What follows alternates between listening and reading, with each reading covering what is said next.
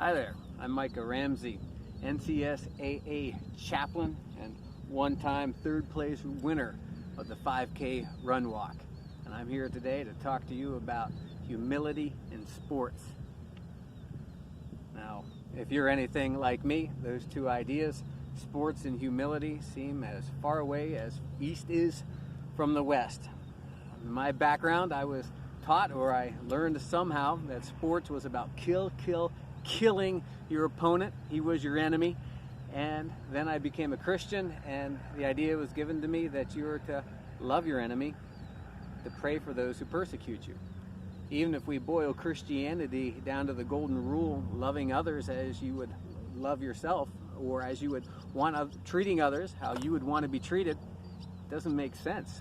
When you go out onto the field and you're battling, should you then just let the other person have the goal, or make the basket, or get the point? How do we reconcile these ideas of loving our enemies, humility, and being a quality athlete? Well, as we look at athleticism and as we look at sports and what it really is, we're really going out and we're being put to a test. Tests always have rules, tests always have standards. We're going out and we're battling. But we're battling in strange ways and in different ways. We're going out and we're going to war with our adversaries, but we're actually not supposed to hurt each other. When you go out and you play soccer, what's going on out there? You're going out there and you're trying to beat somebody, but you're not allowed to use your hands. There's always rules associated with sports. There's always rules associated with everything that we do in life. God has given us rules. We have rules on the court so that we don't hurt one another and that we get to compete in ways that are supposed to be fair. This idea, think in terms of a trial and think in terms of a test. We put these two things together when we go out, and they really are the same thing. When I was a kid and I dealt with tests in school, I thought the teacher was trying to show how stupid I was.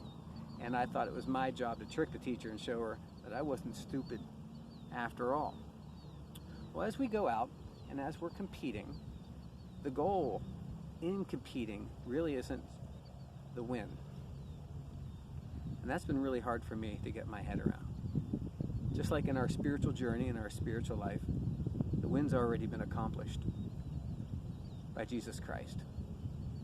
He's lived a perfect life in our place, and He's died in our place, that we're accepted and that we're received by the Father. Scripture speaks in terms of us competing like athletes, and we have to compete in accordance with the rules, but we're not competing to win a temporary crown, or we're not even competing to win a medal. That what are we going to do with this down the road? And I don't think my kids are going to want it, or my grandkids are going to want it down the road.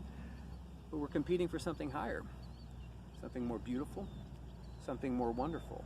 We're competing for God's glory and to show God's glory in our lives. The test that I had mentioned earlier, and the idea of the test. In older times when somebody would put forth a piece of metal and they would say, this is high value, or this is a high quantity, they would scratch that thing to show what was under the surface. When we compete in sports, we're going out and we're in a test. We're being scratched. We're being put under pressure to show what we're really made of and what our hearts really are, to whom they really belong. For what reason are we competing? So this humility in sports, it doesn't remove the idea that we're going to do our best. In fact, I would fall back to the scripture, as iron sharpens iron, still one man sharpens another.